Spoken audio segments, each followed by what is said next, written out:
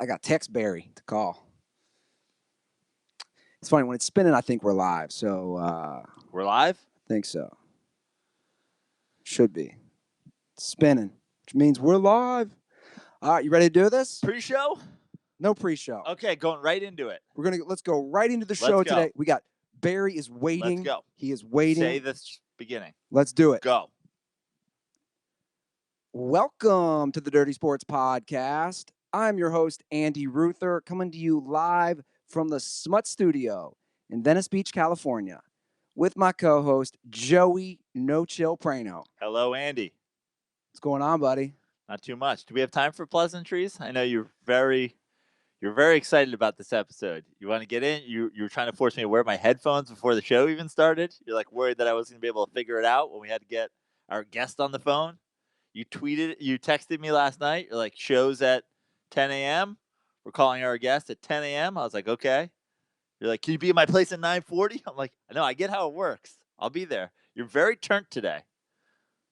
I'm very turnt. We have Barry McCockiner is going to be joining us live on the show. The world famous Barry McCockiner. He's had 46 Twitter accounts suspended, banned. Honestly, I've always loved his comments. I've always loved his takes on sports. I can't believe he's been banned so many times, and you, Andy Ruther, with your Taco Bell jokes, never banned. Again, my Taco Bell. I don't have that many Taco Bell jokes in the last year. Ever since I mentioned it, you got gun shy? I got to mention Taco Bell. I had plancha last night. I decided to get 5 late night tacos. So I just think of that George Brett water. That's going to be me on the toilet after the show. Great lead in for our guest. Yeah. Why don't I reach out to him? Let's throw those headphones on and let's get Barry on the phone here. Let's do it. Lot of suspense with this one, Prano. For people who don't know, have we dialed him yet? Calling? He's going to call me. Oh, okay. So Barry is he's a Twitter account, basically. That's all we know. Yes. He doesn't think Brady is the GOAT. He doesn't think Jordan is the GOAT. Oh. He shits on Kobe. Here he is. And he's on time. I love it. Love it. Good morning, Barry McCockiner. Are you there, sir? I am. Bigger question. Are you currently doing something to support the troops? Well, as a matter of fact, I am. I'm actually standing right now. I am listening to the national anthem. And I've been doing that for really the last 6 years. I have not sat down once in the last 6 years. Well, we are saluting you right now. We have our salute to service banner that I got at Monday Night Football, and it just made me think of you. There shouldn't be any other way. I'm very proud of you guys. Well, thank you, Barry. And you know, like you, we do support the troops. And there's been a lot of hoopla with you coming on the show, Barry, and people want to know things. Are you ready to get into this? I am 100% ready. But before we begin, I just want to congratulate both of you guys on having as many Finals MVPs as Steph Curry, because that's a really, really great accomplishment. Not a lot of people have as many Finals MVPs as Steph Curry does, but you guys do. Just before we begin, I just wanted to get that out of the way and just congratulate you guys. Well, thank you, Barry. And I want to follow up by congratulating you for having also as many NBA Finals as Steph Curry. MVPs. What did I say? Doesn't matter. You're Ruthering already. Barry, I got to say that I'm very excited to have you on the show because I don't know how long you've been doing this on Twitter, but as long as you've been doing it, people have been accusing me of being you. And I just want to put it out there once and for all. There can be 2 people in the world that think LeBron's the GOAT, Brady's a system QB, Kevin Durant's a bitch. Like that we do exist. Yeah, I mean, and we're both. Yeah, I mean, well, I've been. I understand that. Another question you guys were going to ask me was how, because I don't have my face as my profile pic, and you guys have this policy where you go after faceless trolls, and that's the question was, oh well, you're having a faceless troll on your show, and I think this will tie into it where you asked me how long I've been on Twitter. I've been on Twitter since like the summer of 2013. So, I mean, that's a long time to be getting asked, "Oh, are you this one person? You must be living a double life."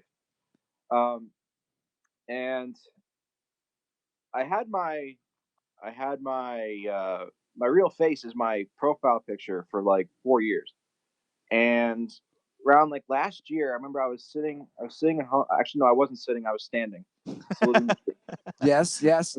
I was saluting the troops, and this commercial came on, and it was like I'd seen this commercial 1,000 times, and it was like this low budget, like it looked like a low budget porno, and it had like this shady doctor, and he was like aggressively like telling the audience like, "You have to go to the Addiction Network, do this, do that."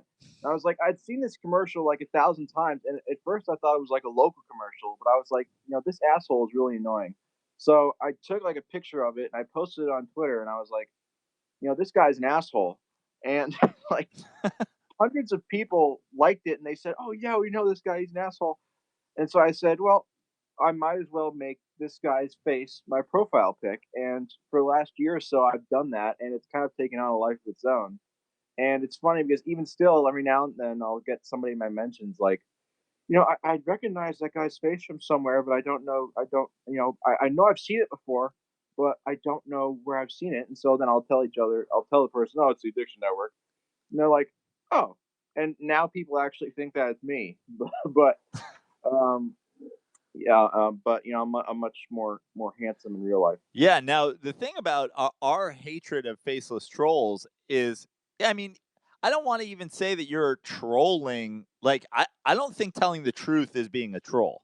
So, like, let's start there. But like when all you do is go on the internet and shit on people and you hide behind a picture, it's different.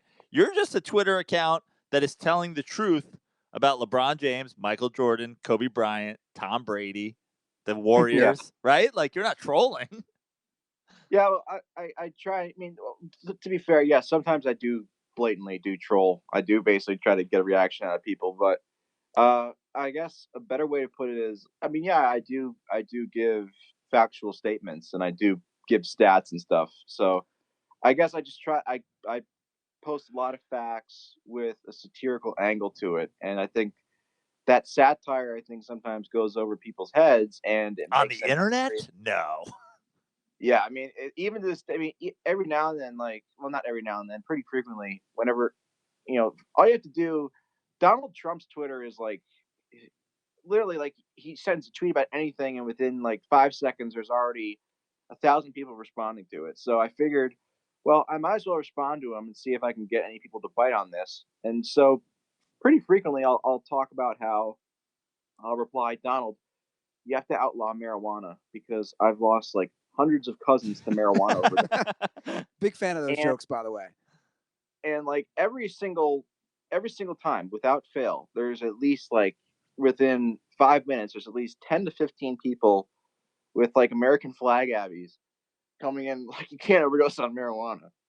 And so and then like What you know what you're doing? Let me hop in here real quick. What you're doing is what's great is through your Twitter feed and through jokes like that, you're exposing, and I'm going to use it with a hard R, the retardedness. Yeah, I went there of Americans. Like, like Joe and Is I, retardedness a word? whatever. Tomato, Joe. Right? I can just Okay. make things up. So basically, Not how you use that phrase either, yeah, but that's please continue. that's my new thing. I just like saying tomato. That's what I like about your account, Barry, is that you expose the morons, like Joe and I are saying, the faceless troll. It's like if you make a joke about comparing LeBron and Kobe. By the way, there's no comparison. yeah. The person who comes at you with a Kobe AVI and is like, 24 GOAT. And it's like, dude, you've never played a game of basketball in your life. But let's just break down the facts here. Yeah, I mean, it's well, I mean, just last week, another example of this, another one of the things I do, people that follow me already know this, and I'm also famous for impersonating reporters and making locker room threads on Twitter, which are pretty sometimes are pretty explicit. um, but last week, I remember during the KD Draymond scandal there in Golden State, I took advantage of the opportunity to kind of ad lib a little bit on the situation, and I made a tweet. I was impersonating Adrian Wojnarowski, the famous NBA reporter, and I basically said, that Draymond called Steve Kerr a cracker, and this radio station in Minnesota, I saw this. they actually they ran with it and they thought it was serious, and the guy said, Steve Kerr, Draymond Green called Steve Kerr a dumb cracker, and it It's was all. I amazing. mean, so it's just like that. Just the fact that I made that tweet while I was taking a shit too. So it was like, here I am. Hold on. Real quick question. When you take a shit, are you still standing for the anthem while you shit? Absolutely. Absolutely, I'm standing when I take a shit because sure, it makes a mess and it gets all over the place, but you know what? It's a tough scene. It's definitely it can be a tough scene. It can be a tough scene, but you know what? It's all worth it for the troops. Let me tell you why people should have known that we weren't the same person. And my favorite thing that you do in all your Twitter feed, the work that you put into the Tom Brady highlight videos, the Michael Yeah. Jordan defense videos. Like, I don't Yeah. have that kind of time, that kind of energy, that kind of, I don't even know, editing skill. That's when people should have known. I'm not sitting there. You're cutting up Tom Brady game tape and you're just showing his 3-yard dump passes. Yeah. Well, I can't lie. I'm not some sort of technical genius. What I usually do is I just, after the game's over, I'll usually just go to the NFL's YouTube account, and they already do most of the editing for me. Oh, that's amazing. So, yeah, so it makes me look smarter. But yeah, then I'll basically just use my phone and just honestly, I don't even really have to edit it because pretty much all of his passes are just like 5-yard check down passes. So where do you put? Let's just get to that then. If we're talking all-time greats, and Joe and I have had this season, we've been dealing with Breeze fans, and we have both agreed we have put Drew Brees 6th all-time, and which has caused a ruckus down in New Orleans. But where would Barry McCockiner put Tom Brady on his all-time quarterback list? Well, for me, I've always judged quarterbacks differently than the standard, rings thing where it's like, oh, you have to go by rings, and since Brady has 5 rings, he's automatically the best ever. And to be sure, I mean, for all the trolling I do and for all the the shots I take at him, I mean, he's obviously good. Like, you can't put up the numbers and have the longevity he's had unless you have some ability. But I've never really I, I've just never really been that impressed by him. But at the same time, it's like you can't ignore his longevity. So, I mean, in terms of accomplishments, I mean, it's hard to say. I mean, he's probably the most accomplished quarterback of all time. But in terms of the best quarterback of all time, I don't even know if he's one of the 3 best of his own era. I think Rodgers, Peyton, and Breeze are all just as good, if not better. They were just all in worse situations with worse defenses and worse coaching.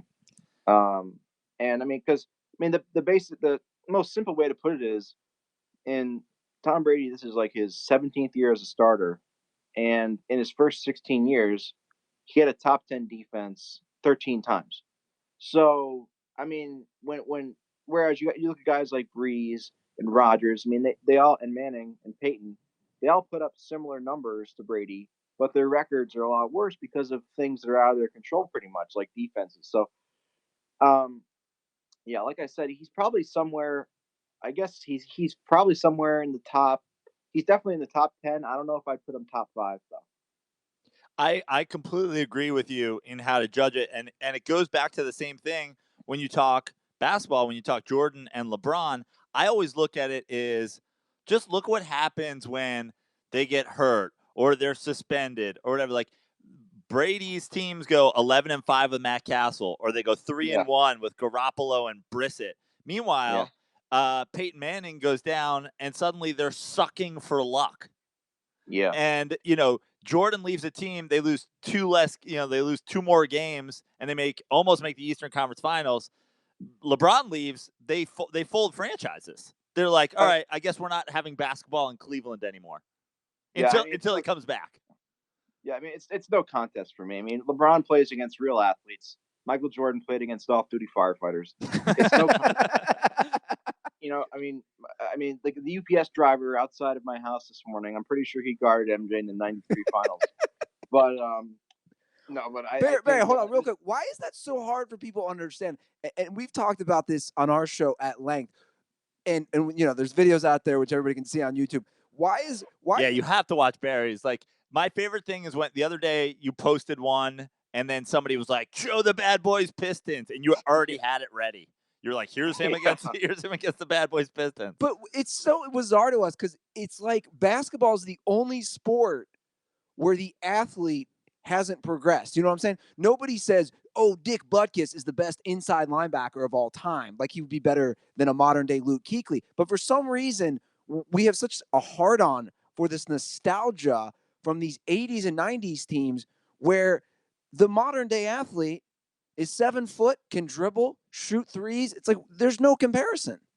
Well, yeah, I think you already said it. I think the nostalgia factor when it comes to Jordan and the '80s and '90s is really the answer because, like, if you told somebody, okay, could the '90s, if you told one of the the old heads on Twitter that constantly hate on LeBron, he said, could the '96 Bulls beat the 2017 Warriors? They would say, oh yeah, definitely.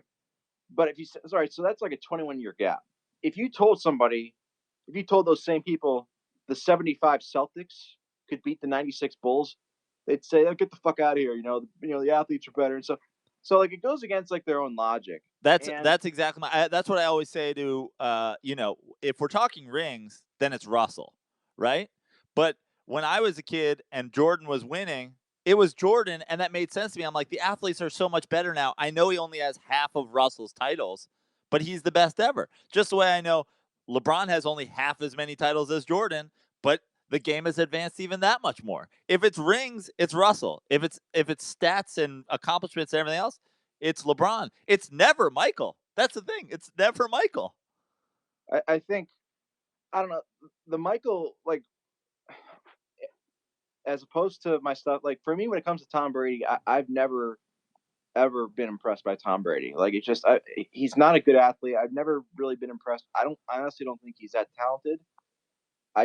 But whereas like when you watch like Michael Jordan highlights, I mean, it's the guy was like by far the best player of his era, and he was ridiculously talented. So like it's my shots at MJ are more so, whereas like my shots at Brady are like more about Brady. Yeah. Yeah, like the jokes I make about MJ are a lot more about his competition. Like you could drop MJ in today's era and he'd still be like the best. He'd arguably be the best player with LeBron.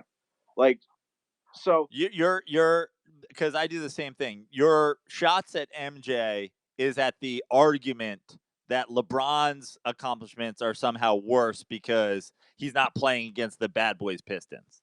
Oh yeah, like I remember back in, I think it was like 2014 when ESPN had the Bad Boy Pistons 30 for 30. Like the only thing Twitter was talking about was LeBron couldn't score on these guys. And I'm just like, these are like 200-pound white guys. Like the heaviest player on the Bad Boy Pistons weighs less than LeBron. So like these guys tried to. But hand checking, Barry, hand checking.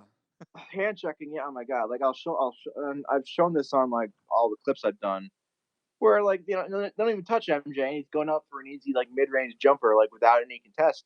And people, I mean, I've on like the videos that I've done on the Bad Boy Pistons, I've had people tell me you need to do videos on the Bad Boy Pistons. Yeah, and I'm like, I'm like, are you serious? Like this is the video. And just that they just refuse to, like, the nostalgia again is just such a big factor, and like they just absolutely refuse to believe that. Like, I mean, I honestly think that like if you put LeBron in the '80s and '90s, he would. I don't know about the late '90s because in the late '90s that was when like the pace really slowed down. But I think in the '80s to early '90s, I think you put LeBron in there, he averages a 35-point triple double pretty easily, I think. Well, I mean, I always find it interesting. Like, if you just take the Michael Jordan highlights that have been shown around the world a million times, like the shot against the Cavs, that's on Craig Elo. Craig Elo's fucking me with a mullet. Like he's Uncle Joey from Full House. Yeah. Like the shot against the Jazz. Like, oh, he beat they had 2 Hall of Famers. Yeah, well, Byron Russell was guarding him. Like, Yeah. Byron Russell is a UPS driver. Barry, can you they still had and the thing is he was still being guarded by John Stockton and Jeff Hornacek, who are ice cream truck drivers. So Yeah. they don't they're 2 ice cream truck drivers. So and he shot 44% against them. So yeah, I mean it's definitely I don't even know, but just can you Go ahead. talk about, I'm gonna hop in here. Can you explain how and why Kevin Durant ruined basketball? Well, how much time do you have? Let's see here. Well, I mean, just from a purely entertainment standpoint, there's no suspense anymore about who's going to win. Even last year, during the Western Conference Finals, when Houston went up 3-2, you just had this inevitable sense that, all right, the Warriors are going to wake up and kick Houston's ass, even without Chris Paul. And as just watching that, even then, I was like, the Warriors they're gonna wake up, and they're gonna kick Houston's ass, and that's exactly what they did. But besides that, I mean, it's been no contest.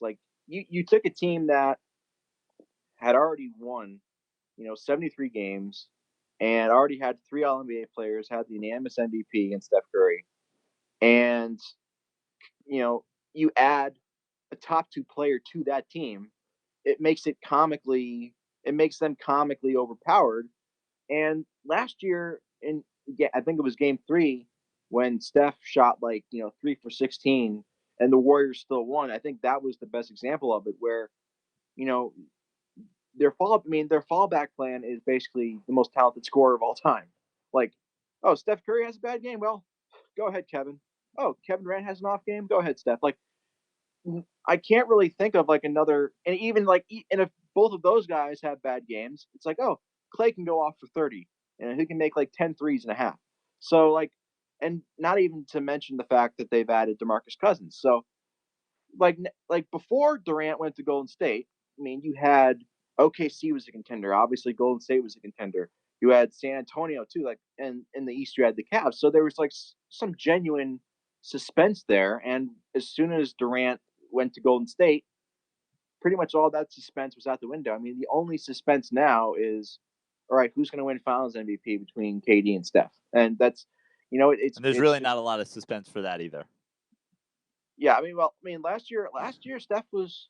I mean, I joke about it a lot because I think eventually he will get one. So I'm trying to get all the jokes in, Finals MVP now. But I mean, after the first 2 games, I mean, before he had that awful Game 3, I mean, he was on pace to win it.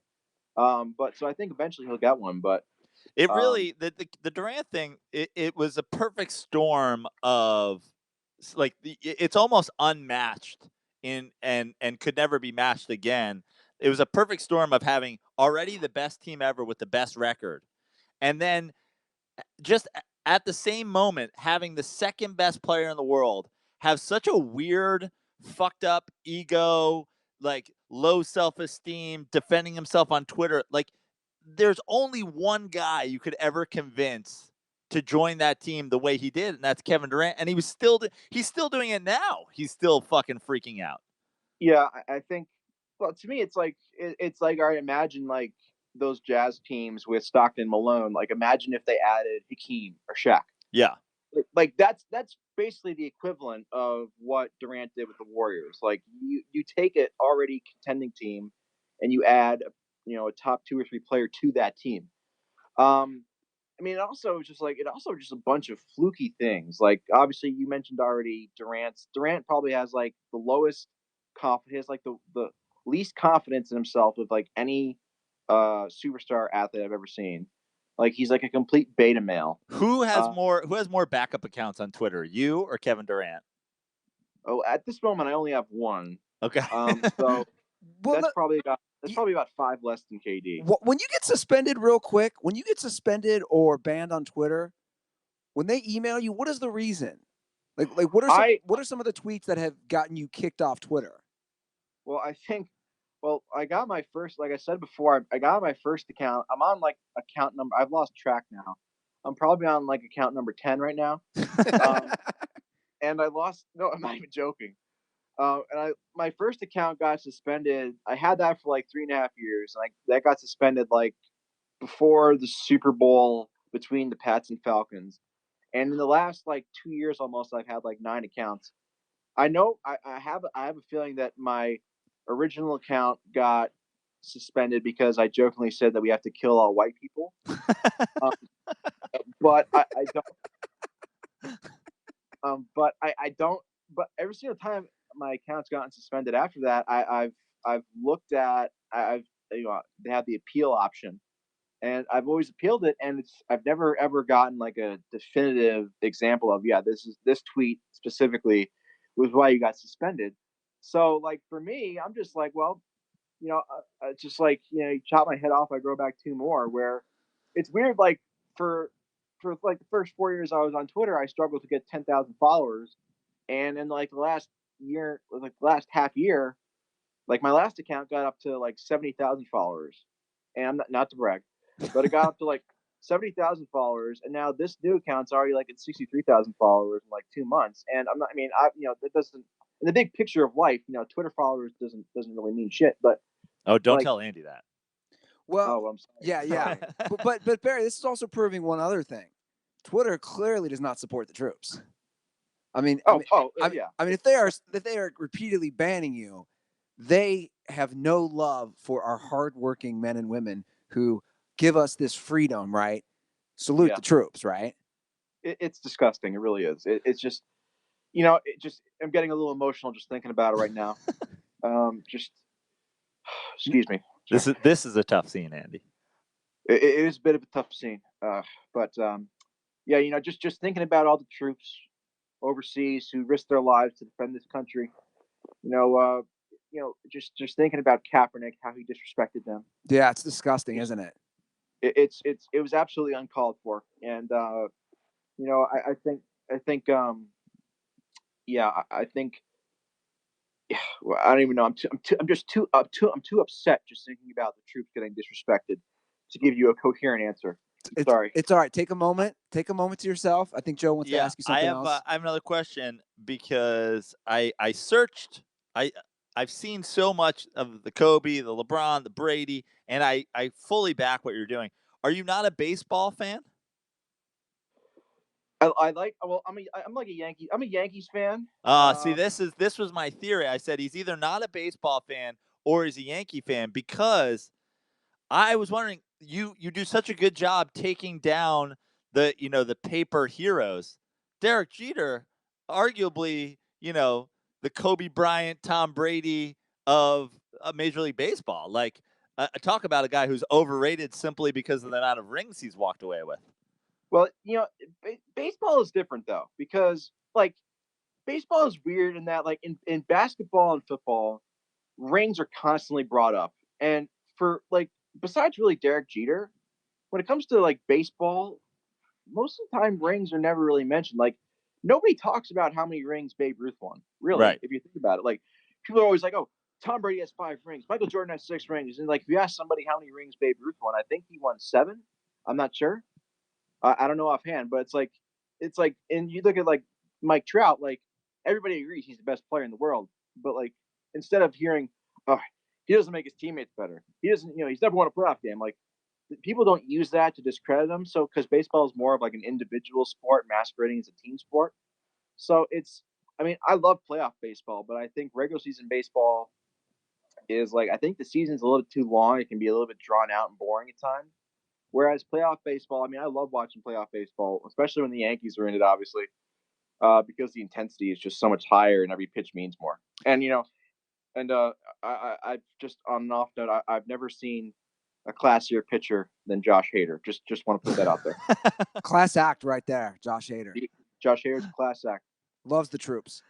Now, I wouldn't be doing a service to all of our dirty sports troops if we didn't get you going on Kobe Bryant a little bit. I've been the world's foremost Kobe hater. I'll say it. I'm a plain hater. I don't like his game. I don't like his personality. I don't like that he has now admitted to raping somebody. I don't like that he is credited with 5 rings when he was never he never even won a playoff series without a dominant big man. Let's talk a little bit about who and what Kobe Bryant was as a basketball player and otherwise. Well, I mean, as a basketball player, for all of his faults, he was obviously a great basketball player. I mean, nobody can deny that. No matter how much you may hate his game, I think he's like the 10th best player of all time. With that being said, it's like as soon as I say that, I already know, like, I can hear the audible groaning of his fans, like saying, "Oh, he's at least top 2." Like, you know, they I kind of groaned even at top 10, but I'll we'd have to break it down close. But I he's agree borderline. with you. He's borderline for me. Yeah. But I think like I've never if MJ is Coca-Cola, Kobe's RC Cola. Like yeah. That's the best way to put it. Like Kobe, basically, he's a aside from, because I hesitate to say he's a rapist because I'm saying that now. He confessed. He confessed to it, by the way. Proven guilty. He was never found guilty in court. So right. But at the same time, like when you go and you look at like the police reports, it's a tough scene. And I don't mean to make light of that, but like in all seriousness, like when you go and you read the police reports, it's like, oh my God, like this guy was, if what happened in the police reports was true, I mean, like it's ridiculous. Well, and I've heard that like I heard rumors that he said like he convinced himself mentally that the rape didn't happen, and that if he kept on winning, that people would forget about it. And I think Mamba mentality. He's kind of right. Yeah, we think it's funny living out here in Los Angeles because obviously the Me Too movement is strong out here, especially within all the Hollywood elites. Yeah. And they have just completely ignored, Kobe got his number retired last year at the Staples Center, big ceremony. Yeah. No big outcry out here in LA. All these celebrities who were so offensive, like he straight up raped somebody. And in a way, if you go and we've talked about it on our show before, Deadspin did a great article, I think in October on it. If you read the reports, in a way, he's now basically admitted, well, maybe she didn't. He admits that she didn't give consent. So whatever, but I don't want to go down that. But the point of bringing Kobe up, I think, is that these people who don't understand the all around game of someone like LeBron James, and like Joe pointed out, that he never won a series without Shaq or Pau Gasol. He never won a playoff series. So this whole argument of Kobe, LeBron, like, guys, look at these rosters and I know it's the East and the East is weaker, but the rosters that LeBron took to the finals. I started laughing to myself the other day, out loud, just thinking that LeBron won 2 games in the finals in 2015 with Moskoff and Delava D-Leaguer. Like he won two playoff games in the finals with those guys.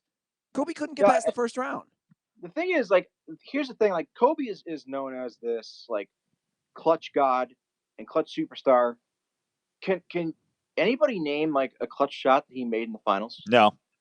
Like, I mean, like, what is his like?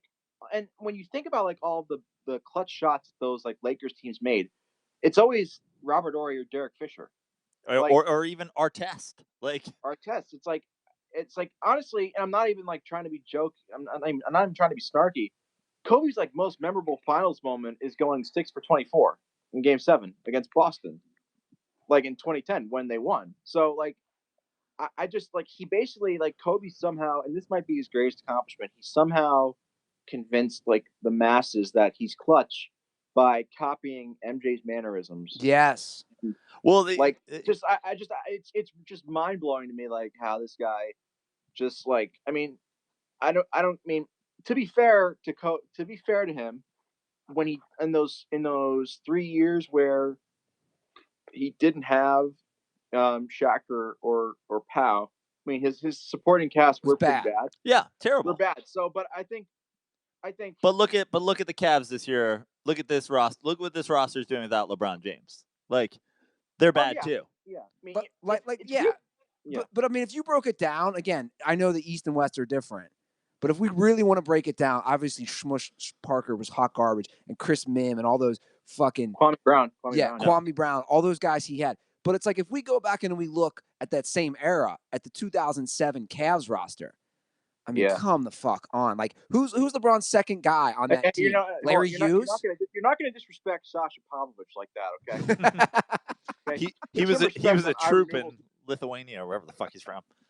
Yeah, you got NBA Hall of Famers Ira Newell and Daniel Gibson and Anderson Varejao and Drew Gooden. I mean, any grown man called Booby is not like that's your go-to guy. The guy's called Booby. I mean, what are we talking about? Although to be fair to Booby, he did have a great Game 6 against Detroit where he went off for like 8 3-pointers. I remember that. So to be fair, but other than that, yeah, pretty much LeBron's supporting cast was his supporting cast really for his entirety of his first tenure in Cleveland was shit. So his best player, his best teammate was Mo Williams for 7 years. Well, I got to tell you, Barry, what I do like about you, and what the reason I enjoy all the videos you put up, all the tweets you put up, is unlike so many people, I can tell you watched, and I can tell that you continue to watch, and I can tell that you are completely aware of everything that's going on. And I think a lot of the people that argue both, any of these arguments, whether it be Brady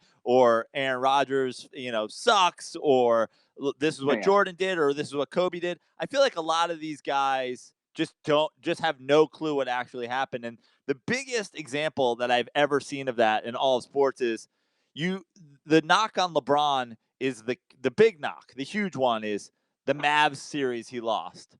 And I feel like 95% of the time the people I'm arguing with, I'm actually alerting them to the truth that Kobe Bryant got swept by that team and lost game 4 by 41 points. Like, they have no idea that Mavs team urinated on Kobe Bryant's Lakers.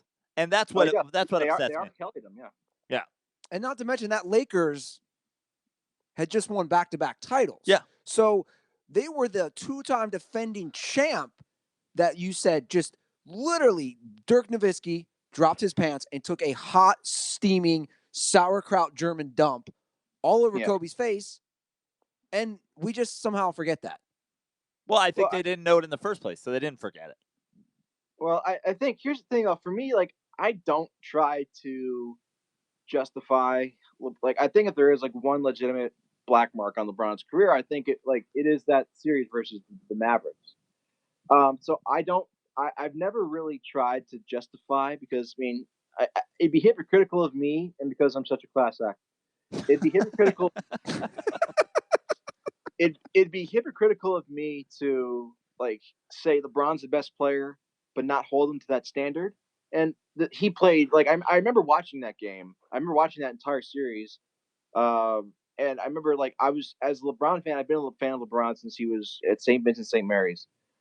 And I remember just I'd never been more disappointed, because I was like, this is your chance to prove all the guys, because if you remember, when he went to Miami, not only was he hated for leaving Cleveland, people were saying he quit versus the Celtics the year before. He was getting people were saying, oh, he choked versus the Celtics the year before, and this was his chance to get back and prove to people that he could do it, and he just completely shit his pants. The way I look at it is, I don't try to justify that series, but I look at it, all right, that was 7 years ago, and if you look at his production over the last 7 finals that he's played in, and you compare that to Michael Jordan's 6 finals that he played in, I know it's different eras and stuff, but his production is right there with MJ's over the last 7 finals. And so I look at it, he had to earn his way back all those 7 years, and people are like, oh, he's horrible, but still to win a conference 7 straight years, 8 straight years, it's no joke. Yeah. So I think of a lot of LeBron's greatness. I think you have to apply a lot more context to it, because as opposed to guys like MJ or Kobe, guys that have the rings, I think sometimes people forget that basketball is just a make or miss sport. you can like imagine like if John Paxson or if Steve Kerr like missed those shots in the 93 and 97 finals, and they had in those series had to go to 7 games. Like anything can happen in a game 7. The Right. Bulls might have lost. It's like, but LeBron kicks it out to an open Kyle Korver or J.R. Smith, and they brick it. And it's like, oh, then the Cavs lose. It's like, well, I mean, I think we can all agree that when Paxson or Kerr catch those balls, that the ball is covered in Michael Jordan's killer instinct. And so it's almost like there's no chance that they can miss it when it just has his killer instinct all over it. You're absolutely right about that. And, it's like osmosis. He just transferred it to his teammates. And that's probably what LeBron lacks. He just did, even when he came back down from 3-1 against a 73-win team, just didn't have enough killer instinct. I mean, he was too scared. He had Kyrie Irving make that shot for him. That's our favorite thing, by the way. We love. How do you quantify that phrase? Killer instinct. God, now, horrible. Barry, we're going to let you go because we know you have a lot of supporting the troops to do. No, I'm enjoying this. You keep me on. I want to ask you a favor. You've got about a year and a half to start culling some video and culling some stuff. But I'm currently 39. I'll be 40 in July. The following July, I'll be 41. I'd really love a Barry McCockner, he's 41 highlight video of myself. Look, I can't believe he's doing this. He's 41. Well, you know who else is 41? Who's that? He plays quarterback for the Patriots. Oh, Tom Brady can't. He's too good. He can't be 41. He's got to be in his late 20s. He is 41 years old, and next year he'll be 42. Wow. It makes sense. I've seen a dad bod going on there. Yeah, I mean, he's built like a fish, but Barry, it has been a pleasure. We're glad to have you. I'm standing up to support Barry while we say goodbye. Stand up, Barry. You're welcome back anytime. I gotta ask, what's on the plate for Thanksgiving now? What kind of meals are you eating to show your support for the troops? I'll be honest here. I've always thought Thanksgiving was overrated. It's a hot take. Might not be. It's a bad hot take, but that's all right. I've always felt like Halloween. Well, I'll go on a little rant here. I've always felt like the Christmas as a kid is the best holiday because you get a lot of gifts.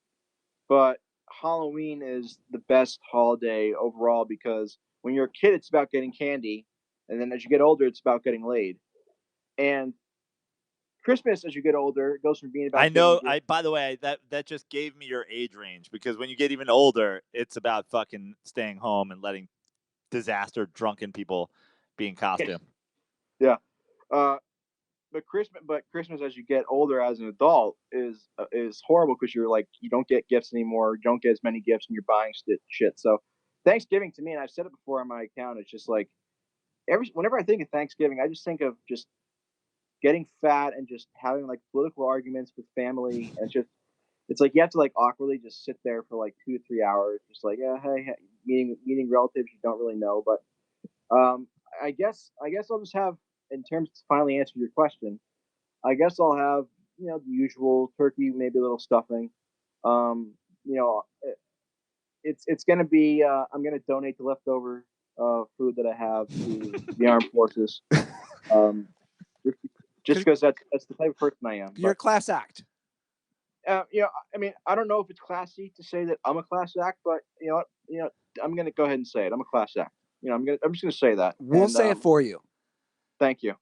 Barry McCockner, you're on Twitter. Where else can people find you and listen? I know you have a podcast, right? I do have. I just started a podcast. It's called the Class Act Pod, and it's revolutionary in the fact that it's the first time that a middle-class white male has ever had a podcast in America. And groundbreaking stuff. I don't want to compare myself to Martin Luther King Jr., but and Jackie Robinson, but I'm pretty much like the Jackie Robinson of podcasts. So if you want to support the movement, just go ahead and follow the Class Act Pod. I think if you enjoy my stuff, you'll really enjoy that. Well, Barry, it's been a pleasure. We appreciate you doing the show, and we'll have to do this again sometime. Maybe get you live sometime if you're ever out in Los Angeles. Absolutely. All right, Barry, thanks, and enjoy your Thanksgiving, and we appreciate your service. You too, guys. Stay classy, and remember to always support the troops. Fantastic. Barry McCockiner. I love it. I love Barry. Yeah. Seems like a good guy, supports the troops. What else is there to say? Bringing the truth. Yeah. One of my theories came true. I thought he either just does not care for baseball at all, or he's a Yankee fan, because no one deserves the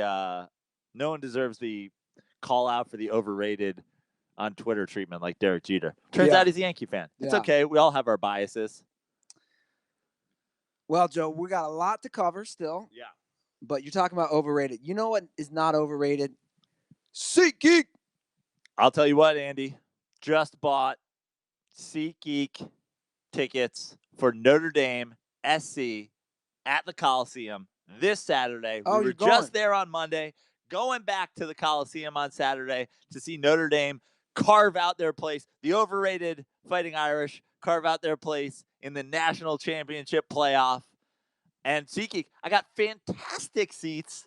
When I went in, I set my price level. You know, that's my favorite.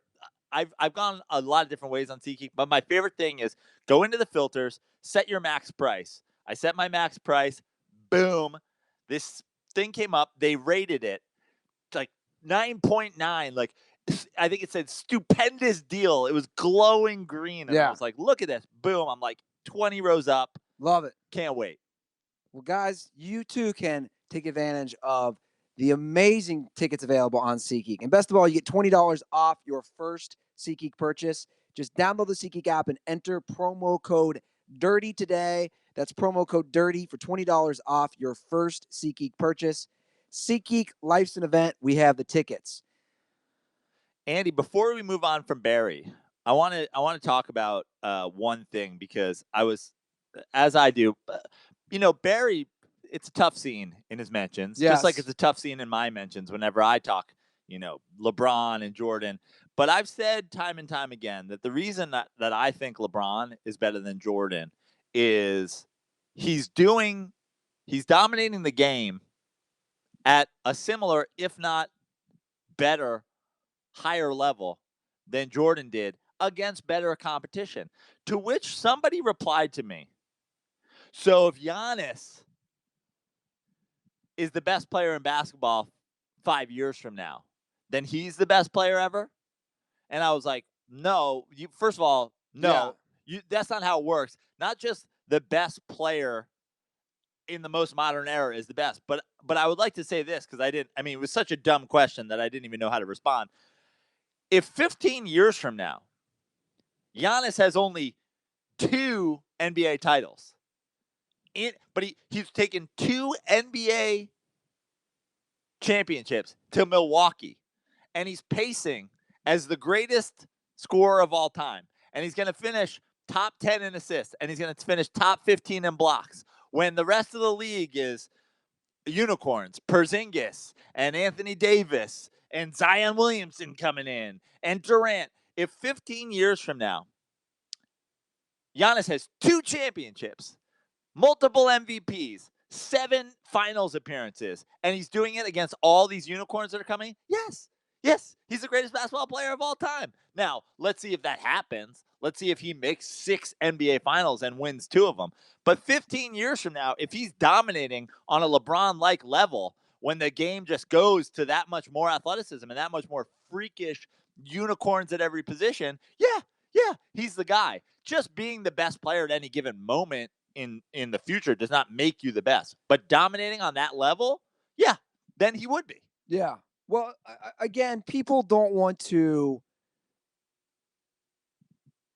acknowledge that everything progresses. That's what I don't get. And again, it's always basketball. It's the weird. I don't know why. Because we still have nostalgia with other sports. Yeah. We have our own personal nostalgia with baseball, with football, but for some reason I've said it time and time again. Marketing and capitalism is fascinating. McDonald's makes more money than any restaurant in America. How, Andy? How is that possible? How is it possible that McDonald's, of all the restaurants, makes the most money? Well, they do have a brilliant marketing campaign. They fucking go huge. Yeah. the McDonald's, no one promotes, especially in the 80s and 90s when they were laying the groundwork, no one promoted more than McDonald's. They're getting the kids with the Happy Meals. They're introducing salads when people start calling them unhealthy. Breakfast all day when people start like the McRib comes and goes as it pleases. Like McDonald's is brilliant, and they sell the most burgers. In the 1990s, Michael Jordan was endorsed by McDonald's, Gatorade, Nike, Hanes, Looney Tunes, fucking Warner Brothers. Like, the dude covered it all. Marketing is amazing. And if you think Michael Jordan is the greatest basketball player of all time, congratulations. You are a pawn to the marketing game. Well, and not only that, I want to add one point to that. He wasn't just doing all those companies. He didn't have any competition. So if you look nowadays, sure, I see LeBron doing Sprite commercials, or this is what's funny. After Sprite, what else is LeBron doing right now? I have no idea. But that's my point. You just listed easily all those different brands that the first shoe, the first player to have but right now, I could say you could say my point is this: LeBron's doing Sprite. Chris Paul and James Harden are doing State Farm. My point is, it's spread out now. Yeah, they have multiple athletes. Do you think people were murdered? Do you think there was hundreds of people being murdered in the 90s for their Jordans? Don't be stupid. Fucking marketing.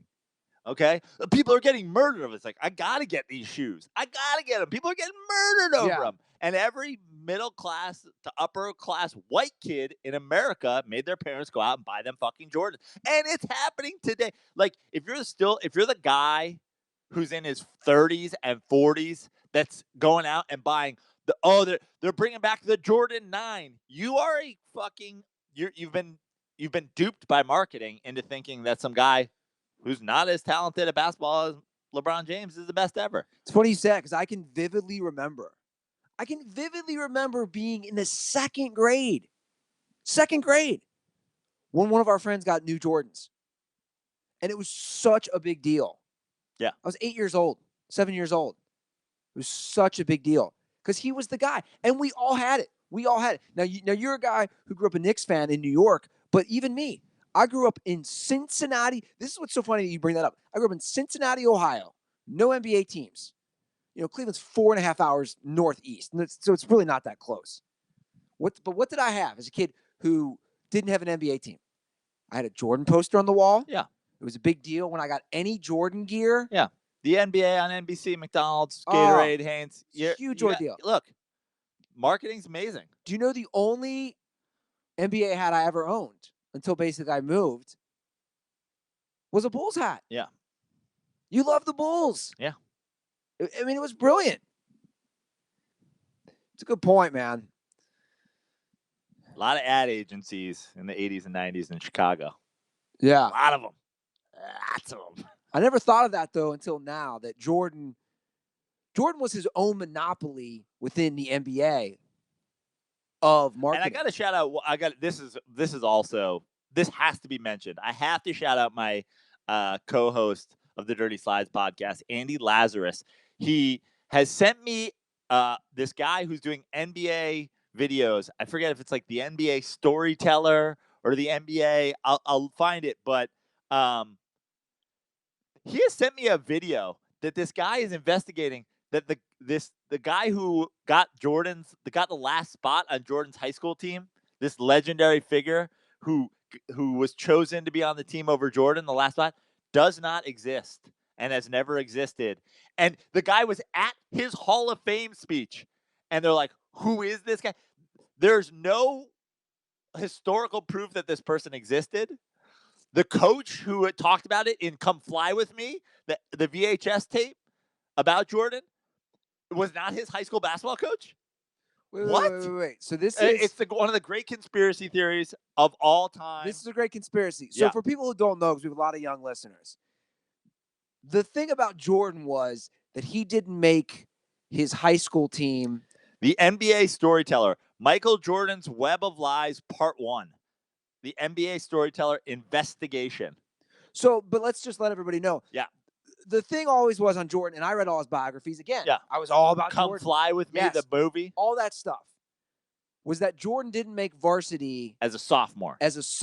in North Carolina. Right. That he had to play for the JV team. And that there was one guy that it came down to one decision, Jordan or this guy.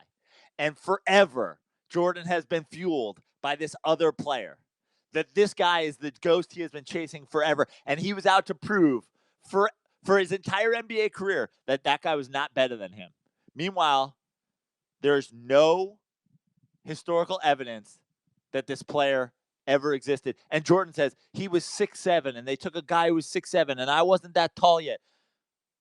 If you watch this, the next tallest basketball player on their roster is 6'4". So somehow the last guy to make the team is 3 inches taller than the tallest player on the team. That's the last guy that you don't have anybody in your team who's over 6'4", and you're like, should we take the 6'7" guy or not? So wait a second. So I'm just it's a fictional character. I'm thinking now. But here's the best part: he was at the Hall of Fame induction.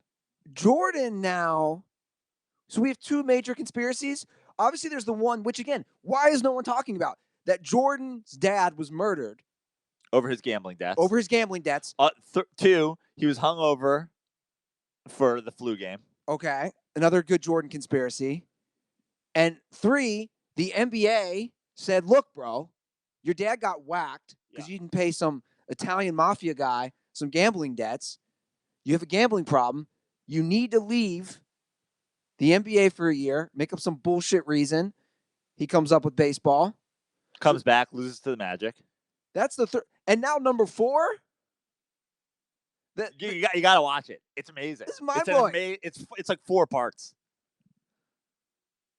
It's like a web of lies. It is. I believe I just said it's called Michael Jordan's Web of Lies.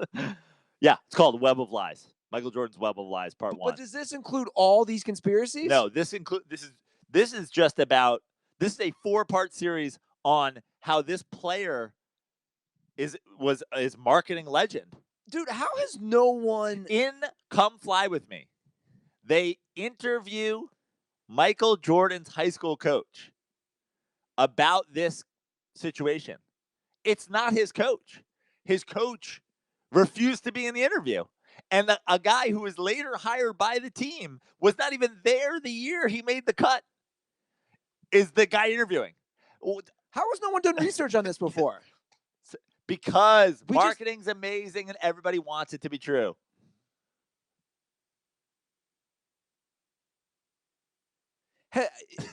I know. I'm speechless. I know. Has a reporter ever had the balls? And by the way, when I watched that the first time, I was like, is this Barry? Is Barry doing this work? Is McCockiner also the NBA storyteller? And to me, it's not even that much balls. Has anyone sat Jordan down and just said to him this question? Have they just said to him, Michael, did you leave the NBA? No, nor would they. Why? Because it's Michael Jordan. So? No one who's doing it. Ahmad Rashad? Ahmad Rashad is a hologram invented by Michael Jordan. I'm not even sure it's the real Ahmad Rashad died of CTE after playing in the NFL and was replaced by a fucking robot whose sole purpose it is to interview Michael Jordan whenever Michael Jordan is interviewed and only ask softball questions, because if he asked hardball questions, Michael Jordan would swing and miss at them like he did 178 times in his minor league short season. If he throws him softball questions, he can knock him out of the park. But my point is, Prano, how has no one asked Jordan? Because Jordan refuses to do interviews with anybody but Ahmad Rashad, robot Ahmad Rashad. Like, dude. That's the other Web of Lies conspiracy. Is Ahmad Rashad a real person, or did he die of CTE and created in a lab to only interview Michael Jordan? When's the last time you saw Ahmad Rashad? NBA Inside Stuff is basically the Illuminati's Saturday show to promote Michael Jordan. It was like a highlight show. It was like a Michael Jordan propaganda show masquerading as an NBA show. Hosted by Michael Jordan's robot. I'm just mind blown that no one's been like, hey, bro, you left the NBA for a year. There's rumors that David Stern told you had to. No one's questioned. People often ask me, Joe, you know, like a big thing about my career and comedy and life and things, like you drink and you do and you're always talking about drugs and what. when you live this truth, it's very hard to exist in the world. When you're the one, I'm like the crazy person out on the street in conspiracy theory who's like yelling. I'm the lunatic. It's like, who's he talking to? I'm screaming the truth about Michael Jordan for going on 2 decades, and no one will listen to me. It will cause you to put whiskey in your coffee on a fucking Wednesday morning. You got whiskey in there? Yes, because God damn it, Michael Jordan is a fucking marketing scam.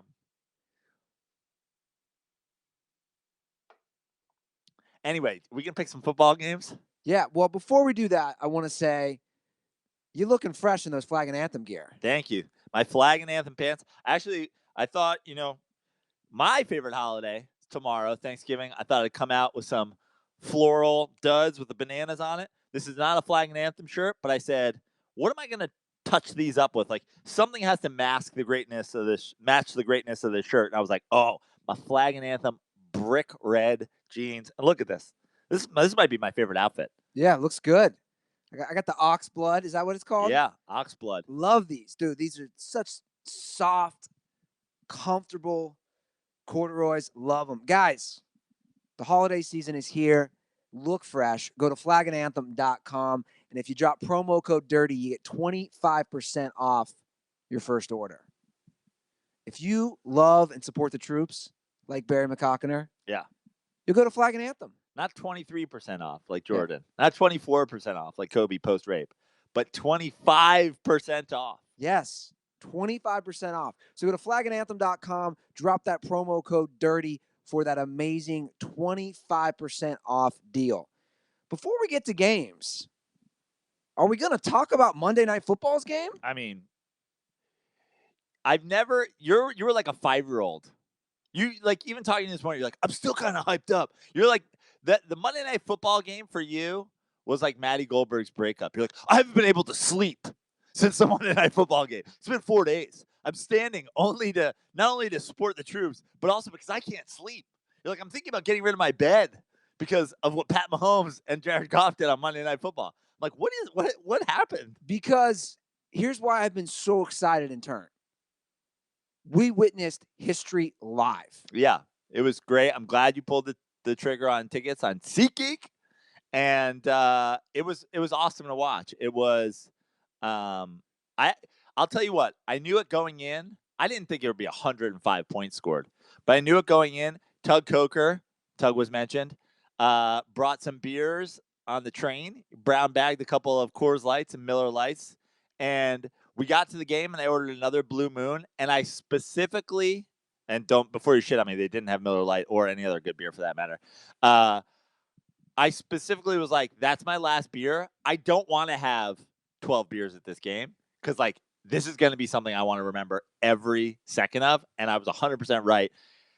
It was a fantastic game on so many levels. The offenses were great. The defenses were scoring. Like, we had 3 defensive touchdowns.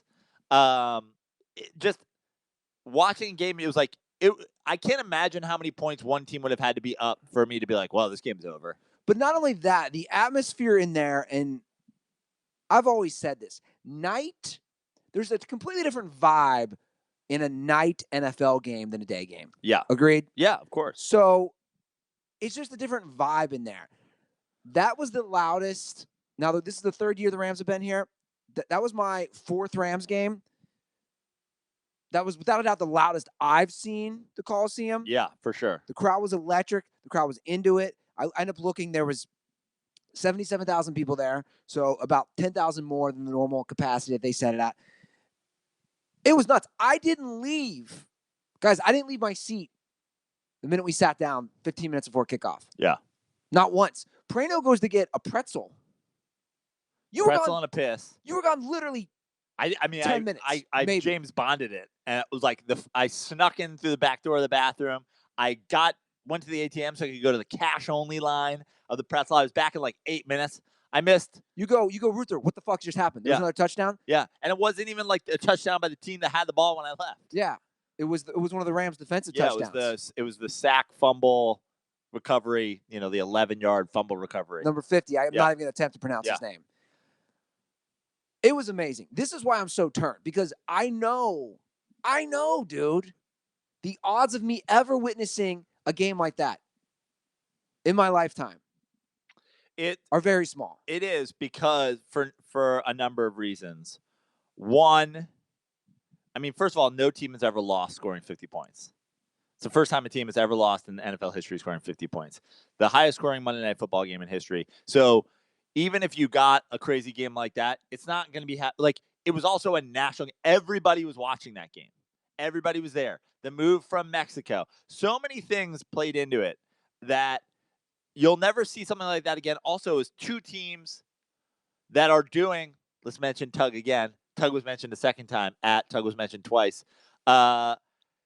With these stacked teams, with the quarterback on their rookie deals, with the crazy weapons, like the Rams and Chiefs are doing something sort of simultaneously. Obviously, the Rams have McVay, the Chiefs have Andy Reid doing Andy Reid things, but that are doing this simultaneously, like scheme heavy, exciting young quarterbacks on rookie deals, which allows them to have tons of weapons around them.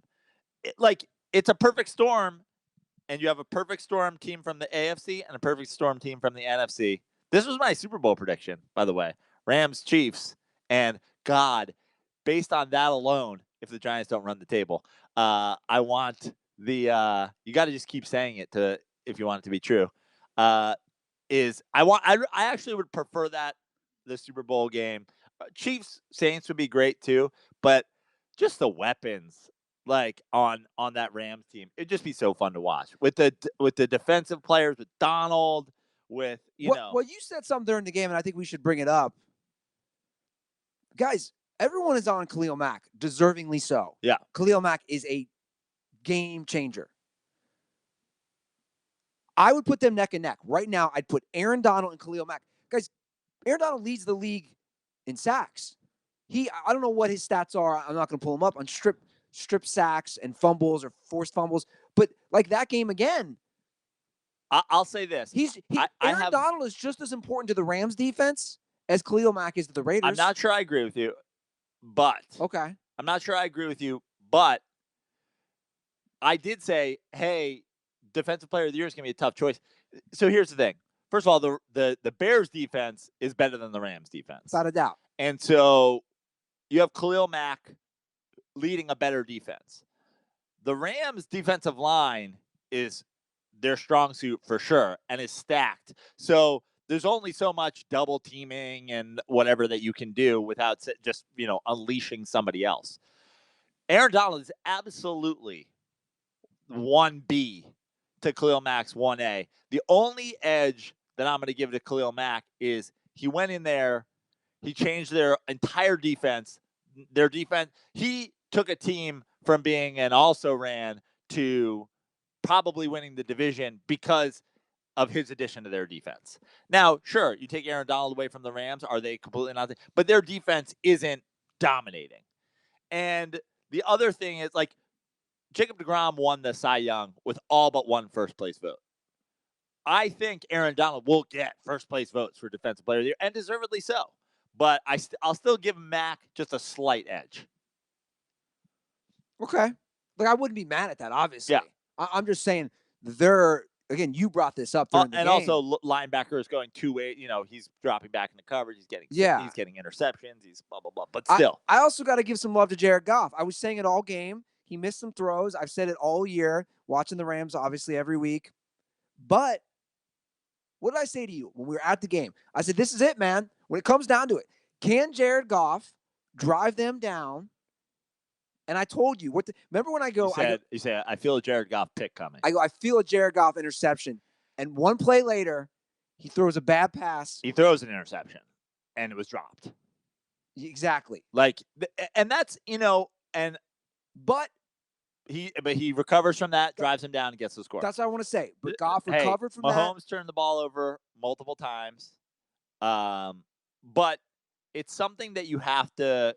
That's something when I look at quarterbacks that you have to remember when evaluating everybody. The eye test is super important because you go into the stat sheet. He threw a pick to lose that game. He straight up did. Now it was dropped, but Mahomes then threw. I mean, just at the end of the game alone, He threw a pick that would have iced it had, McVay not for some reason thrown the ball when they got it back. I have no idea what that was about. And then threw another pick to end it. Well, actually, Mahomes at the end, I think it showed his inexperience. Mahomes, amazing game. Yeah. I'm not trying to take anything away, but at the end of the game, I think the savvy veteran quarterbacks are making sure they're throwing the ball on the 15-yard out towards the sideline. You know what I'm saying? He threw multiple passes in the middle of the field, and I'm just thinking, like, you just cannot do that. Yeah. And he did it multiple times. It was amazing. It was an amazing game to see in person. I'll tell you one thing that I'm sure there's been something written about, and if there are psycho Rams fans out there or psycho NFL fans out there, please share this article with me if there is one that you've come across on the internet, DM me or tweet at me or whatever. But something that I saw the Rams do that I've never seen watching it on TV, and I didn't even notice it last year when we went to a Rams game. They come out of the huddle, they go to the line, and they immediately snap the ball. Yeah, I don't know what is the strategy behind this. That's the thing. And I have seen McVay do something else that I saw in that game where he clearly called a timeout while they were on offense after showing the play. Like he calls a timeout simultaneously with them snapping the ball so they can show one play and then run another. He did it on defense. He calls it on defense. The Chiefs were going to run a crazy Tyreek Hill motion into an option play. He calls a timeout. Then they probably should have run the play anyway. He scares off Andy Reid from calling that play.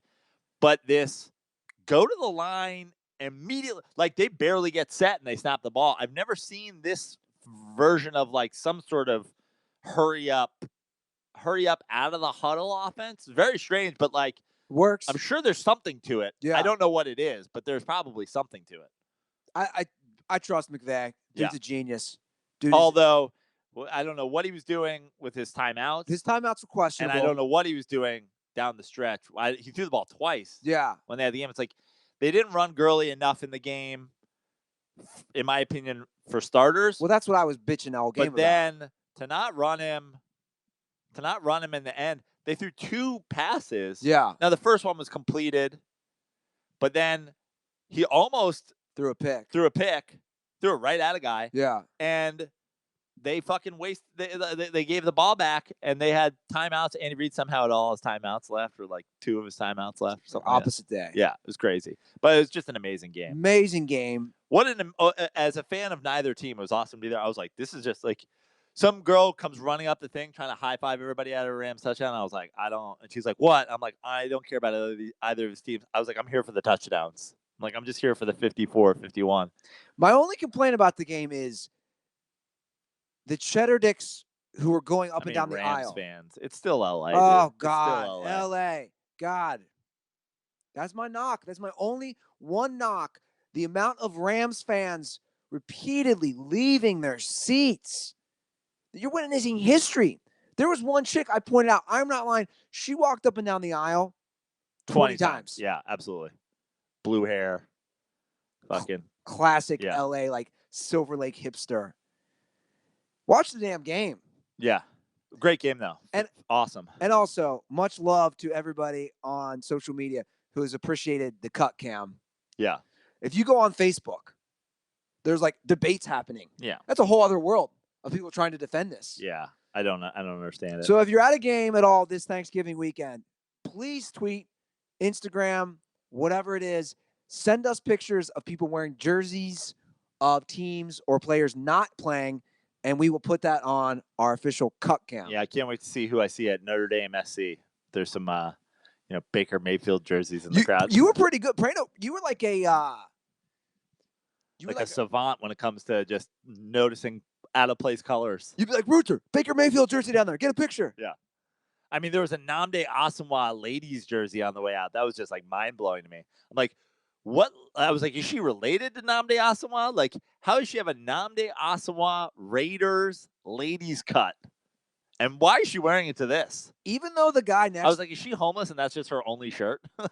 Even though the guy next to us was so annoying that Prano had to switch seats with me because he was so out of control and the Rams would do well. He was heckling people with me that weren't wearing Rams or Chiefs gear. Yeah. He'd be like, yo, man, The Packers playing? The Packers aren't playing, bro. Even and we're doing Mexican. I'm pretty sure he was like fucking Armenian? Yeah. I wasn't sure if he was Armenian or Mexican. Anyway, great fucking game. Fantastic. I mean, at this point, though, I'm like, I was going to go to the Eagles game, too. But you're a Rams fan, dude. Go to as many games as you can. This could be their year. I am going to go to the Eagles Could be their year. Probably isn't their year, but could be their year. I am going to go to the Eagles game, but it's just, dude, you can't top that. Yeah, you can't. But, if I were you, I would definitely go. You're a Rams fan. This is like 2015 Mets season. After the pitch, I think I went to opening day that year. I'm pretty sure I went to opening day that year. Then we did the pitch. And then I was just like chasing them around the country because I was like, this could be it. This could be our year. I put the Magic Prano touch on this season. This could be our year. And then when they get to the World Series, I was like, if they win this World Series, I'm writing a book about this season. Yeah. Then they lost. And I, wrote a angry diary entry about contemplating suicide. But, it is what it is. Well, let's get to this week's game. We start now, Andy. I just want to ask you one quick question because I am going to the Coliseum for Notre Dame SC this weekend. Preseason, 12th ranked Notre Dame, underrated. Yeah, I don't think I had a big opinion on them this year. Right? I don't think I had a big opinion on it. No, you just say universally overrated. Well, I'll say this much, and that's not just Notre Dame. No team is touching Bama. I mean, I know it's not a big hot take, but I'm talking like within 2 scores. I don't see any team coming, even Georgia. Everybody's talking about Georgia. I don't see any team coming within 2 touchdowns of Alabama. Which team, if it finishes the way it is, which team do you think gives Alabama the best game of that 4? I think Georgia, but obviously that won't happen because they're going to play in the SEC. Right, and they'll have another loss. Title game. You think Georgia would give them a better game than Clemson or Notre Dame? Yes. Dude, Clemson, I know he's having a great year. You got a freshman quarterback against Nick Saban. You got to remember when Clemson beat Bama, they had a savvy vet of Deshaun Watson. I would love it if somehow we could get a rematch of that Notre Dame-Alabama game, just because Ian Book, to me, is like a Jason Schwartzman movie character. I see the guy on the sideline. I'm like, is this a Wes Anderson film? How's this guy the quarterback at Notre Dame? I think that if Notre Dame played Bama, they lose by 3 touchdowns. I think if Michigan plays Bama, which is scheduled, the same, if not more. I think Bama's that good. Who I want to see in that playoff is UCF, and they won't. They won't make it. Well, UCF should absolutely be in the playoff. They jumped. It should just be an 8 or 16 team playoff. They shouldn't be in the 14 playoff. Yeah. But I want to say this without anybody missing.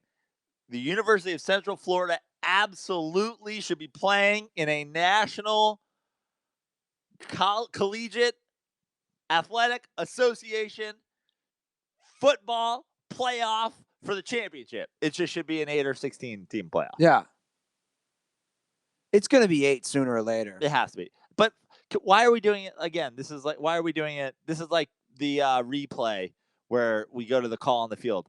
Why? Because you guys fucked up and made it 4. Do we have to slowly unravel? Maybe let's make it 6 and Bama gets a bye every year and then we'll make it 8 and can we just go to 16? Everybody does 16. Let's just go to 16. But what? Then they don't have a month off between games? Yes, that's the point. No month off of football. I'll watch college football if they go to 16. Especially this year. This should be very interesting because, right now you have a lot of good 1-loss teams. Washington State, Oklahoma. It's just so much better. It's just so much better. Yeah. All right, so Thanksgiving games, we'll start off with Bears at Lions. Chase Daniel playing. Who? Chase Daniel is the... I know. Yeah. I'm just for effect. He's the backup quarterback of the Bears. He's playing for Mitchell Trubisky, who got hurt. That's official. How did he get hurt, Andy? Running the ball? Oh, yeah. Running the ball. Who saw that coming? Only me, because I have a crystal ball. The Bears are still Drool favorites. all over myself. What do you think about that? The Bears are still 3-point Yeah, favorites. That's okay. I'm okay with that. I did not know the update on Trubisky's injury. Spit on myself. I don't know how that happened. By the way, we did see a Mitchell Trubisky. I never got that one out there. We also saw a Mitchell Trubisky. We also saw Robbie Gould. Who owns a kicker jersey? Can you imagine? When you have a kicker's jersey, I assume you're related to that guy. Can you imagine you're going to the Rams Chiefs 2 9-1 teams on Monday Night Football in Los Angeles, and you decide to put on a Robbie Gould jersey? Let's take it one step further. Forget that. He already owns the jersey. He's going to wear it everywhere he can fucking possibly wear it. He probably wears it to Thanksgiving dinner. How about the guy who goes, yeah, NFL.com, return, Robbie Gould, click. Oh, they don't have it? All right. Custom, 9, gold. Like, who's ordering a Robbie Gould jersey?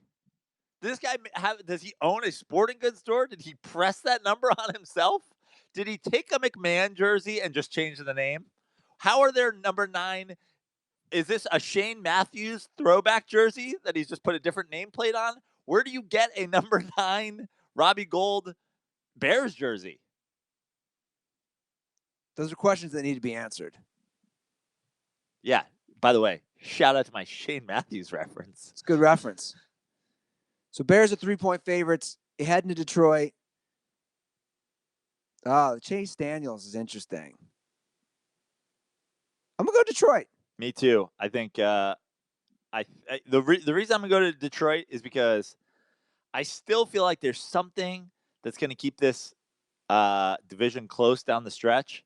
I still think the Bears probably win it, but I feel like it's going to be interesting. And with the Packers loss and the Bears beating the Vikings, it was getting late early for those teams. But now Trubisky out. I think it's a good game. Yeah. The Redskins with Colt McCoy and Mark Sanchez head to Dallas, which I love. I'm taking the Redskins. Let me say that right up out of the gate. Too. Before I even go, you're all in on the Cowboys. No. Hold on a second. You said it multiple times on the way to the Coliseum. I did. I'm all in on the Cowboys winning the division. Yeah. I don't know where you would come up with that. I'm all in. I to start the year, I said the Cowboys would be awful. They might win 3 or 4 games. I was way off. I think they win the division.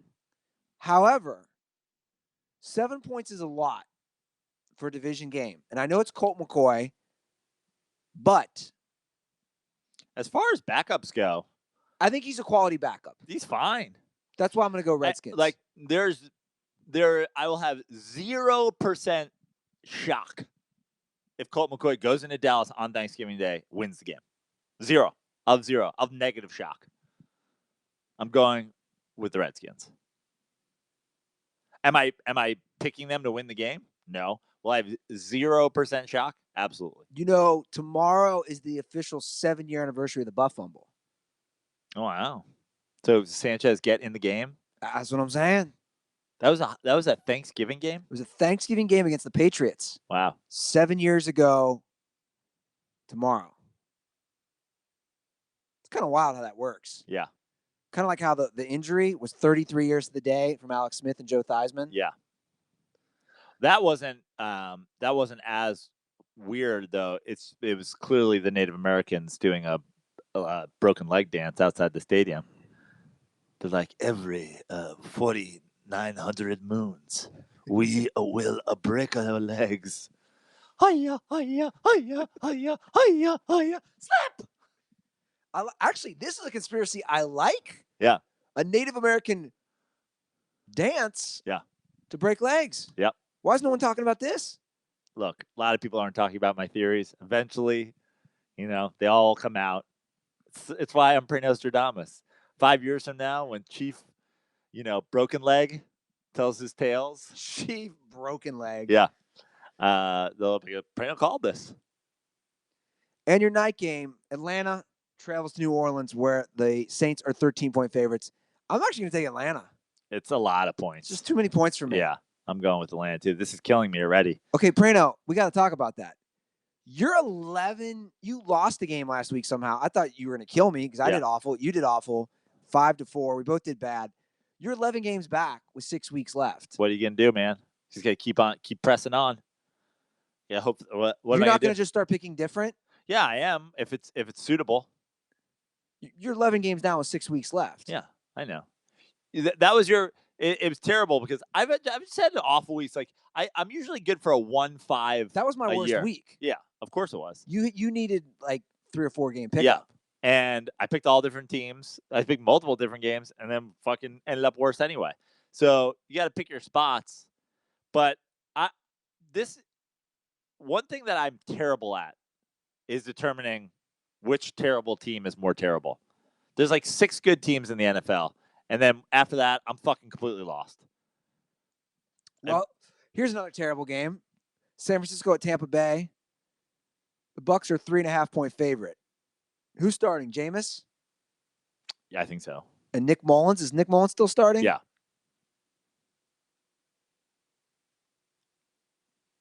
I'm going to take San Francisco. Great, I'll take the Bucks. See, this is where it's like I don't give a fucking single fuck. I have no strong feelings about this game. Who did I just take? The Bucks? Yes. Great. Now I got to root for Jameis. Kill me. Love it. Pats at Jets. Pats are 9.5-point favorites coming off the bye. Ooh, the Jets though. I was gonna say, the Jets play them tough. Yeah, Jets play them tough, especially in New York. I'm gonna take the Pats. Please take the Jets. I'll take the Jets. Yeah. I'm basically throwing you a bone. Oh, come on. I am. Get the fuck out of here. Take the Pats then. Because I want to take the Pats. You want to take the Pats? Take the fucking I'll Pats. take the Jets. I got to make this shit interesting. Oh, man. You're going to give me that. Then I'm going to come back and win. You're going to be like, remember week fucking 11 when I took the Pats and I didn't want to? Prano, if you come back and beat me after that. Don't say you'll suck my dick because then you're going to start throwing games. Next thing you know, you're going to be trying to blow me on air. I never said I was going to suck your dick. Come on, man. I'll eat your ass. No, I'm not too worried. 11-game lead with 6 weeks. If I falter in this, it would be the biggest epic choke job of our show's history. Yeah. Without a doubt. Agreed. You know what I am going to do, though, this holiday season and Thanksgiving is see what's going on with my Robinhood app. I'll tell you what. I'm not supposed to talk about my personal finances, but I'm way better at Robinhooding than I am at picking football games this year. Yeah. Love it. How about that Bitcoin? I mean, again, I'm not gonna be too specific, but I do love the what are they called? All the fake money. It's called cryptocurrency. Yeah, I do love the cryptocurrencies. I'm invested in numerous cryptocurrencies. All those great things, guys, are available on the Robinhood app. We love using this. There is no commission fees, right? Other brokerages are going to charge you $10 for every trade. Not the Robinhood app. Yeah. You I love it. I like going in, watching my stuff go up and down. I can look at how I've done this today, my live money, my monthly, my weekly, my all-time. It's so great. You can get deep. I got to say, my other favorite thing about Robinhood, I didn't even know this was a thing that happened. Robinhood's like a social media. I go in there under a stock or currency that I want to buy, and people are talking about it. Yeah. And I love it. It's great, guys. And best of all, Robinhood is giving a free stock like Apple, Ford, or Sprint to help build your portfolio. That's big capital letters, FREE, guys. So sign up now at dirtysports.robinhood.com. Once again, that's dirtysports.robinhood.com. And those links, or that link, I should say, will be in our description of this podcast. So if you want to get that free stock, sign up today. Okay, let's get through these games. Your Giants travel to Philly, where the Eagles are 6-point favorites. I'm taking your Giants. I'm going to take my Giants as well. 6 points is too big.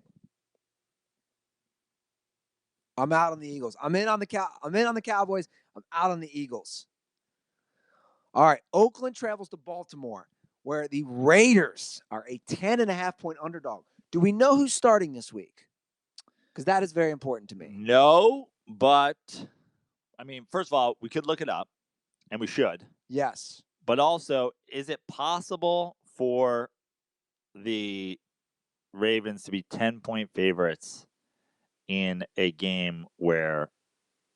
They're 10.5. Yeah, where Flacco is not starting? Come on, let's do latest. What's the deal here? Who's starting for the Ravens this week? Well, here's what I'm going to do. 5 minutes ago, Ravens QB Joe Flacco still not practicing due to hip injury. Well, it is Wednesday. Yeah.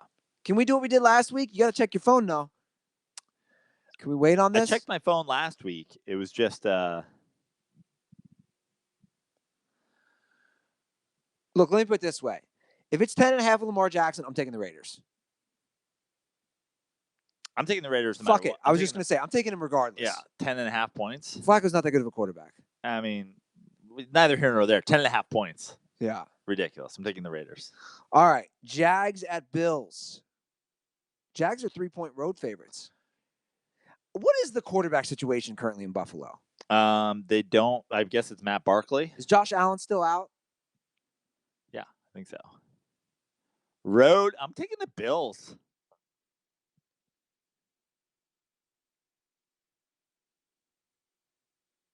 I feel like the Jags are just a fucking disaster right now.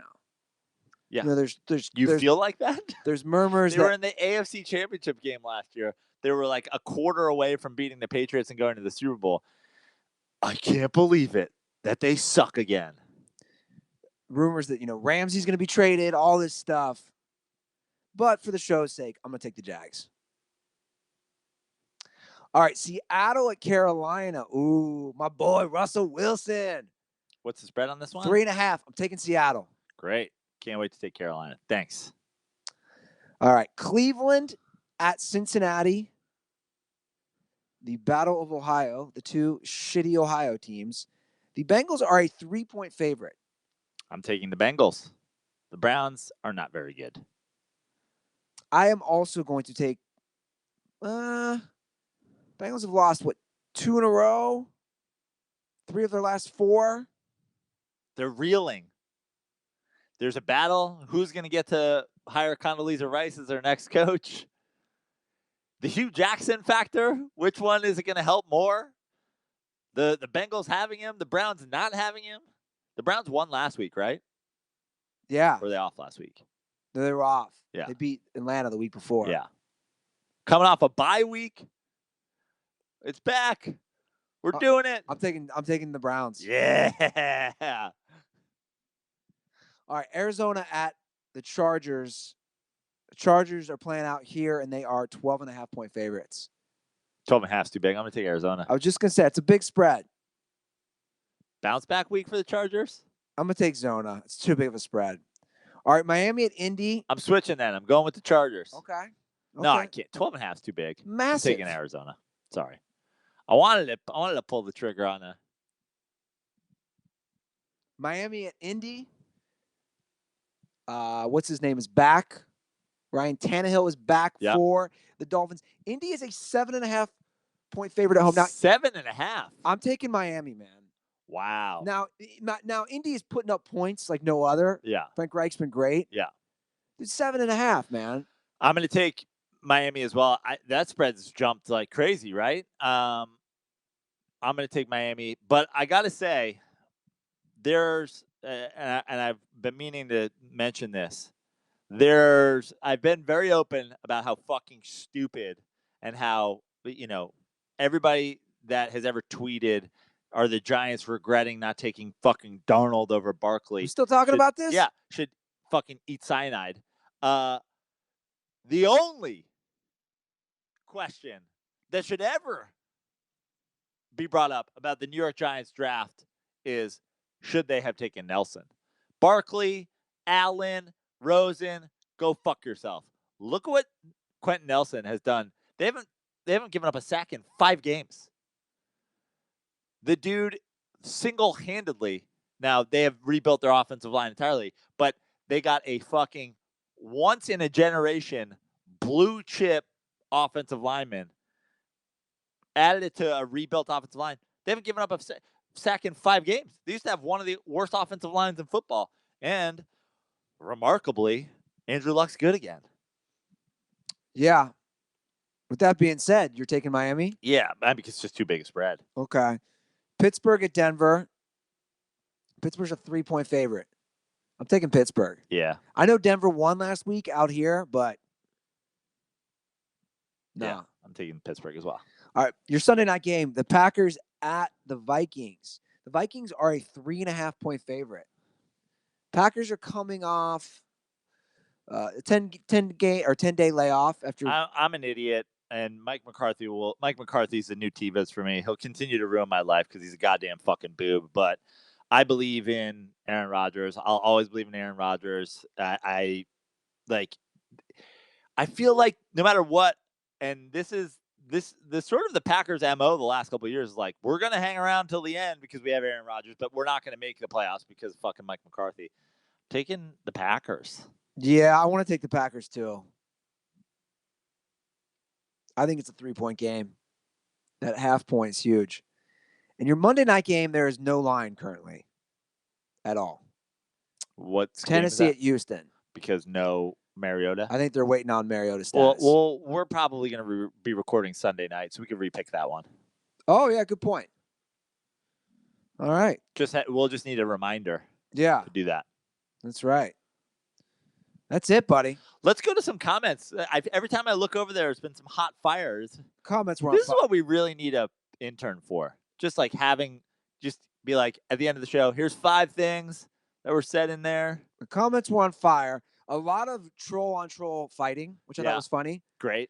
When Barry was on the show, a lot of Jordan slurpers in there. No, but it was a lot of just faceless troll on faceless troll arguing about Brady for and against him, and I just thought it was so funny. You know, it's social media. But you're right. Guys, I want an intern in 2019. A capable intern. I'm not fucking around anymore. I'm not basically I need an intern who can do shit and is capable. Plain and simple. None of this shit. Is it a paid position? Maybe. But Joe's right. It'd be really nice to have somebody in here to. We should have an IQ test, but like a Mensa style IQ test. I was gonna say common sense. Yeah, because we got stuff going on now. Like give the intern a Rubik's cube, and like if they start trying to solve it, they can't have the job. If they throw it back to us and they're like, "Fuck you," what does this have to do with interning? We're like, "Oh, you get it? You have a brain." Yeah. Shabelli would have been in like the corner Googling how to do a fucking Rubik's Cube. Trevor would have been like, he's like, let me smoke a bong hit, and then this Rubik's Cube will definitely make sense. EJ would have like tweeted it. He'd be like, other weird Twitter followers, how do you solve a Rubik's Cube? But my thing is this. I just, for an intern, we need somebody who's going to work hard, be reliable. I just want somebody who can think for themselves. Think outside the box. Yes. Guys, you know what you should do? You should do this and be like, terrible idea, but at least you suggested something. Or be one step ahead, right? If we're having a discussion about a certain player or team. Yeah. Have 3 different windows open on your computer. Hey, he had this stat or he did this or blah, blah, blah. But 2019, I would love an intern in here. So we'll put that back out to everybody listening. I know there were people interested before, and I have DMs, so. Yeah, they have to fucking live here or be prepared to move here or, like, you gotta not move. You got to live here. No, I mean, look, somebody moves here, great, but, like, you better have a fucking job lined up. Yeah. This is a low-paid position. And by that, I mean, like, I might get you drunk occasionally. Yeah. Might buy you some fucking pizza. That's basically what we're going to do. Brent, it was fun. Barry was great. Barry was fantastic. And if you are new, you guys can subscribe to us on all things available, right? iTunes, SoundCloud, Stitcher, Google Play, all that shit. If you're a fan of Barry's, stick around, check out a couple more episodes of us. If you're a fan of us, go check out Barry's podcast. Yes. Follow all of us on Twitter. What's your Twitter? At Fix Your Life on Twitter. Joe Prano on Instagram. JoePrano.com for shows. We've got, again, Tahoe coming up early December. We're going to have an 11/11 show at the Laz Lair in late December. It might be that Christmas to New Year's week. That's going to be a fun. It's always the best week to party because no one's doing anything. And, yeah, what else? Yeah, JoePrano.com. Yeah. Fix Your Life. All that stuff. You can follow me at Andy Ruther on all things social media, and you can follow our show on Instagram and Twitter at The Dirty Sports. And yeah, guys, Joe's right. If you enjoy us, you enjoy Barry, give each other a listen. We're just spitting some hot facts out here. Yep. That's all we're doing. because it needs to be known. These things need to be known. The truth. Yeah. The truth is Michael Jordan's basketball teammate did not exist. All right, guys. Enjoy your Thanksgiving. Get drunk. Listen to our pod. Spread the word. And most importantly, don't forget, condoms are for pussies.